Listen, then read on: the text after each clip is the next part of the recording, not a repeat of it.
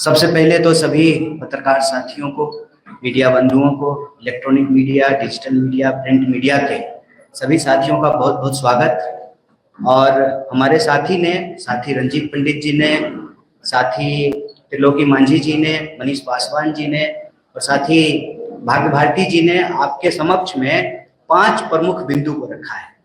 पहला बिंदु ये है कि कांग्रेस पार्टी आगामी 15 तारीख से पूरे बिहार में न्याय संवाद की श्रृंखला शुरू करनी जा रही है। और यह जो न्याय संवाद की श्रृंखला है, इसमें हमारा सबसे पहला विषय जो है वो शिक्षा का सवाल है। इसी तरह से नौकरी का सवाल, भागीदारी का सवाल और समाज के जो अलग अलग सेक्शन के लोग हैं उनके बीच में कांग्रेस पार्टी जाएगी, उनके साथ संवाद करेगी, उनके दुख तकलीफ को सुनेगी और उसी के आधार पर हम न्याय पत्र तैयार करेंगे। और उस न्याय पत्र के आधार पर आने वाले दिनों में चाहे चुनाव हो, हमारी सरकार बने या किसी और की भी सरकार बने, उन न्याय को लागू करने के लिए कांग्रेस पार्टी प्रतिबद्ध है। इसी सोच के साथ, इसी संकल्प के साथ आगामी 15 तारीख को नेता प्रतिपक्ष श्री राहुल गांधी जी बिहार आ रहे हैं। दरभंगा में वो छात्रों से संवाद करेंगे और जब वो दरभंगा में छात्रों से संवाद कर रहे होंगे, ठीक उसी वक्त बिहार के अलग अलग जगहों पर 60 से ज्यादा जगहों पर कांग्रेस पार्टी के देश स्तर के नेता बिहार आ रहे हैं, जिसमें हम विभिन्न हॉस्टलों में जाएंगे। SC ST हॉस्टल में जाएंगे, EBC हॉस्टल में जाएंगे, महिला छात्रावासों में जाएंगे, अल्पसंख्यक छात्रावास में जाएंगे। साथ ही साथ जहां पर हॉस्टल नहीं है वहां पर टाउन हॉल के अंदर विद्यार्थियों को इकट्ठा करके बिहार के अंदर जो शिक्षा की हालत है उस पर चर्चा करेंगे, संवाद करेंगे। और उसी कड़ी में यह प्रेस वार्ता की गई है और इस प्रेस वार्ता के माध्यम से 5 प्रमुख विषय को हमारे ये मौजूद साथियों ने उठाया है। पहला विषय ये है कि लगातार मांग के बाद जो मौजूदा NDA की सरकार है वह इस बात के लिए स्वीकार की कि आगामी समय में जाति जनगणना की जाएगी। सवाल यह है कि जाति जनगणना की मांग हम लोग क्यों कर रहे हैं? सामाजिक न्याय की धरती है बिहार। जाति जनगणना की मांग हम इसलिए कर रहे हैं कि कई दशकों तक सामाजिक न्याय की नीतियों को लागू करने के बावजूद, आरक्षण की नीति को लागू करने के बावजूद आज भी आंकड़े ये कहते हैं कि समाज के अंतिम पायदान का जो व्यक्ति है आज भी उसको न्याय नहीं प्राप्त हो रहा है, जिसके बारे में डिटेल से इन साथियों ने आपके बीच में अपनी बात रखी। तो जो जाति जनगणना है, उस जाति जनगणना का अगला कदम यह है कि यह जो 50% की सीमा है, इस सीमा को समाप्त कर दिया जाए। और ये हम संविधान के तहत कह रहे हैं। संविधान के अनुच्छेद 15(5) में यह प्रावधान किया गया है कि निजी क्षेत्रों में भी भागीदारी और आरक्षण को सुनिश्चित किया जाए। तो पहला मांग ये है कि जाति जनगणना हो और जाति जनगणना वैज्ञानिक तरीके से हो, लिपापोती नहीं हो, और सही आंकड़ों के आधार पर 50% की सीमा को समाप्त किया जाए और निजी क्षेत्रों में भी आरक्षण को, भागीदारी को सुनिश्चित किया जाए। दूसरा सवाल यह है कि बिहार में अगर आप शिक्षा व्यवस्था को देखेंगे, शिक्षा की हालत यह है कि 3 साल की डिग्री 3 साल में नहीं मिलती है। प्रश्न यह है कि जब पूरे देश में 3 साल की डिग्री 3 साल में मिलती है तो बिहार में 3 साल की डिग्री 5 साल और 7 साल में क्यों मिलता है? वो बिहार जहां पर नालंदा विश्वविद्यालय रहा, वो बिहार जहां पर विक्रमशिला विश्वविद्यालय रहा, वो बिहार जहां पर आजादी से पहले पटना विश्वविद्यालय की स्थापना हुई, जिसको ज्ञान और मोक्ष की भूमि कही जाती है। आप बिहार में किसी भी धर्म का इतिहास उठा करके देख लीजिए, उसका इतिहास बिहार से जुड़ा हुआ है। देश का इतिहास बिहार के इतिहास के बिना पूरा नहीं होता है। उसी तरह से बिहार की प्रगति के बिना देश की प्रगति संभव नहीं है। ऐसे में बिहार की प्रगति के लिए, देश की प्रगति के लिए यहाँ की शिक्षा व्यवस्था को बेहतर करना जरूरी है। 3 साल की डिग्री 3 साल में मिले, ये एक बात है, इसके तहत जो मुख्य सवाल ये हैं कि जहां शिक्षक नहीं है वहां शिक्षक हो, इंफ्रास्ट्रक्चर को बेहतर किया जाए। केजी से पीजी तक सरकार का फैसला है कि एससी, एसटी, ओबीसी, पिछड़ा, अति पिछड़ा और सभी वर्ग की महिलाओं के लिए केजी से पीजी तक फ्री एजुकेशन है।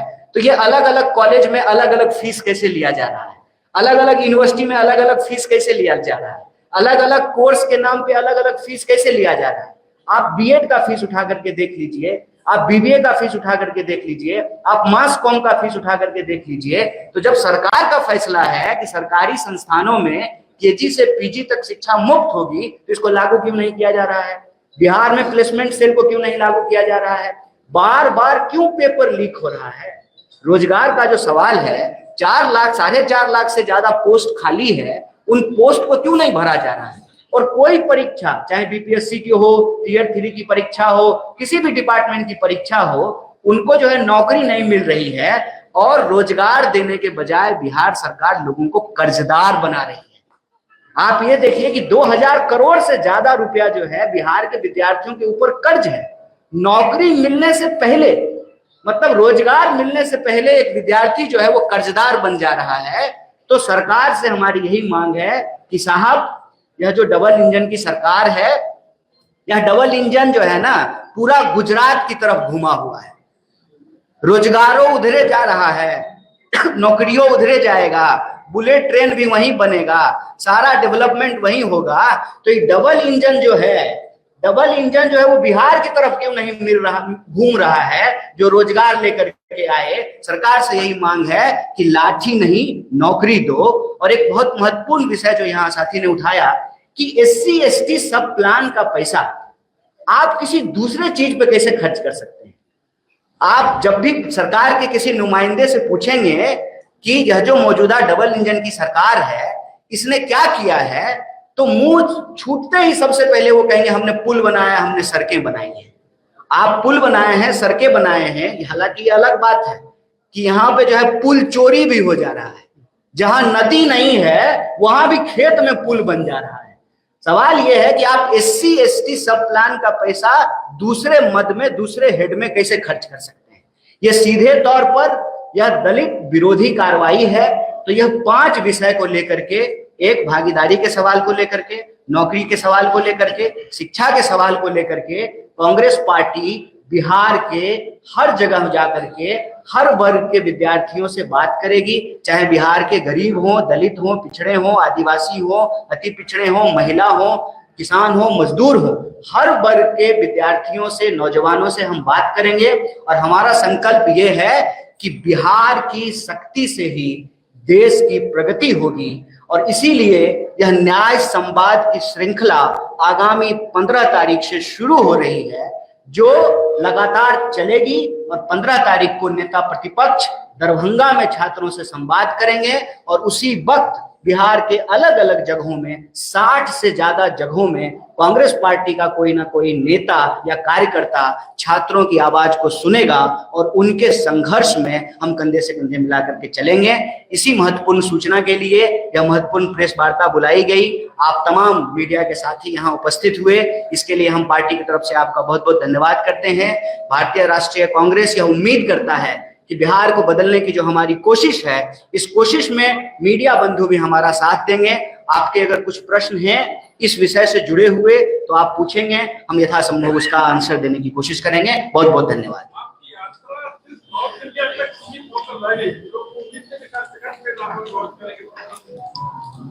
हमारी यात्रा जो पलायन रोको नौकरी दो यात्रा थी, उस वक्त ही हमने कहा था कि हम अलग अलग तरीके से लोगों से जुड़ने का काम करेंगे। वह जो यात्रा शुरू हुई है उसी का अगला पड़ाव ये है कि अब हम पद यात्रा करने की बजाय अलग अलग जिलों में, अलग अलग हॉस्टलों में, अलग अलग ब्लॉकों में जाएंगे और वही शिक्षा, नौकरी और भागीदारी के सवाल पर लोगों से संवाद करेंगे। तो यह जो सतत संघर्ष है उसी का अगला पड़ाव है। आप तो इतना यात्रा कर रहे हैं, आप इससे पहले भी यात्रा कर चुके थे, अब भी यात्रा कर रहे हैं। क्या पहले का जो यात्रा है वो फ्लॉप हो रहा है या फिर से आप लोग चेंज कर रहे हैं? क्या इस तरीके से करेंगे, पद यात्रा नहीं करेंगे, अब लोगों से मिलते वहां जाएंगे? तो क्या फ्लॉप हुआ है? फ्लॉप कोई सिनेमा थोड़ी है, संघर्ष है। फ्लॉप एक दिन इनका जवाब दे। फ्लॉप और हिट का कोई बात नहीं है, संघर्ष है, संघर्ष सतत होना चाहिए। पलायन रोको नौकरी दो यात्रा जो है वो कल्मिनेट हुई बिहार में, 16 जिलों में हम लोग गए थे। बाकी जो क्षेत्र छूटे हैं, यह जो न्याय संवाद है इसके माध्यम से हम लोग जाएंगे और हर वर्ग, हर जाति, हर वर्ग, किसी को नहीं छोड़ेंगे। सबके साथ जो है हम लोग संवाद करेंगे और वह जो संघर्ष में जो सवाल हम लोगों ने कलेक्ट किया लोगों से, उसी के आधार पे अभी देखिए अलग अलग वर्ग का प्रतिनिधित्व करने वाले लोगों ने उस बात को यहाँ रखा है और लगातार लोगों से संवाद करके यह जो संघर्ष की प्रक्रिया है उसको आगे बढ़ाएंगे और हमारा संकल्प ये है कि न्याय सुनिश्चित होने तक यह यात्रा जारी रहेगी। आपकी सक्रियता से सबसे ज्यादा परेशानी तो महागठबंधन के नेताओं को है, तेजस्वी यादव को ज्यादा। नहीं, किसी को कोई दिक्कत नहीं है, ये हम सबका सामूहिक प्रयास है।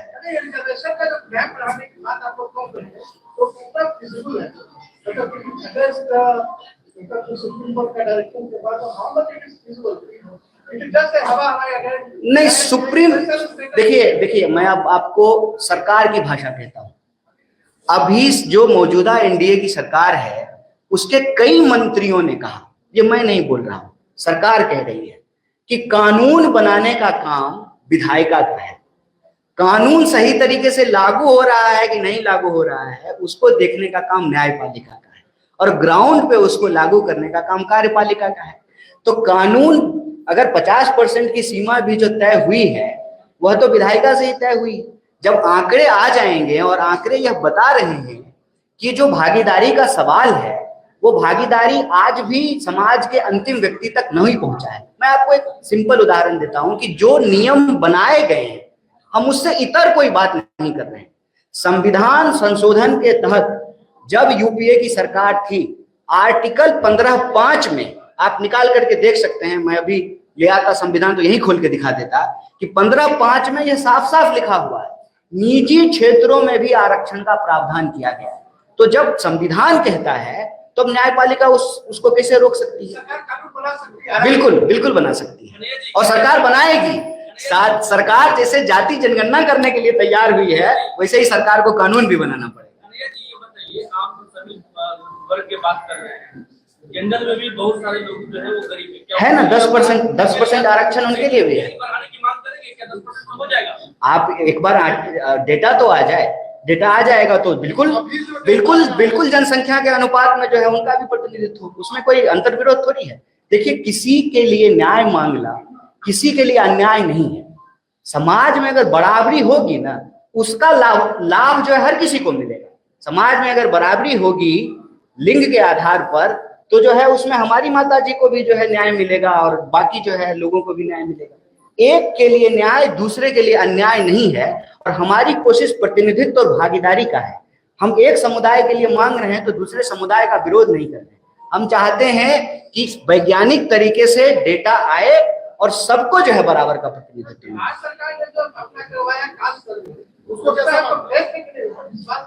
देखिए, जो भी प्रयास हो रहे हैं सबके लिए, सबको जो है हर कदम जो है वो मंजिल की ओर इम्पोर्टेंट है, चाहे वो कदम छोटा हो या बड़ा हो। वैज्ञानिक तरीके से करने का मतलब ये है कि जो तेलंगाना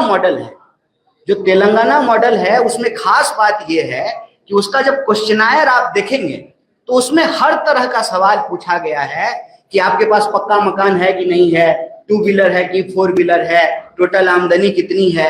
तो वो एक तरीके से डिटेल सोशल और इकोनॉमिक सर्वे है।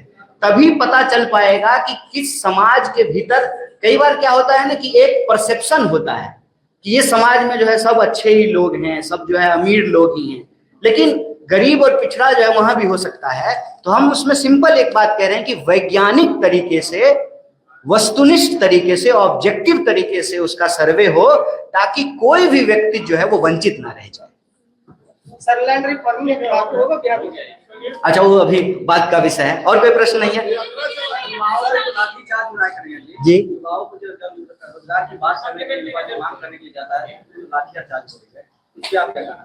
देखिए, मेरा तो यही अपील है बिहार के नौजवानों से कि जिस सरकार को वोट दे करके आप कुर्सी पे बिठाते हैं वो सरकार कुर्सी पे बैठ करके आपके ऊपर डंडा मारने का आदेश देती है तो लाठी का बदला वोट से लीजिए। लाठी का चोट जो आपके ऊपर लगा है उसका बदला आप वोट से लीजिए। इसीलिए यहाँ पे हमने स्पष्ट तरीके से हमारे साथी ने कहा कि हम रोजगार मांग रहे हैं, हमको कर्जदार मत बनाइए, और हम आपसे नौकरी मांग रहे हैं तो आप हमको लाठी मत दीजिए, लाठी नहीं नौकरी। ये यात्रा कितने दिनों तक चलेगी और उसके लिए पार्टी ने फंड उपलब्ध कराया है? इसका कोई जो है अभी कल्मिनेशन डेट फिक्स नहीं है। ये संवाद की यात्रा अभी चलेगी। ये न्याय संवाद की श्रृंखला है जिसके तहत अभी हम शिक्षा न्याय संवाद शुरू किए हैं। इसी तरह से अलग अलग विषयों पे जो है यह न्याय संवाद का कार्यक्रम चलता है। सर एक सवाल, शिक्षक भर्ती निकलता है, आधा से ज्यादा सीट खाली रह जाता है, हम लोग सप्लीमेंट्री की मांग कर रहे हैं, क्यों नहीं सुनाना पड़ेगा सरकार को। उसी में यह प्रयास है। आपसे निवेदन है कि आप भी जो है संवाद यात्रा में शामिल होंगे। बहुत धन्यवाद।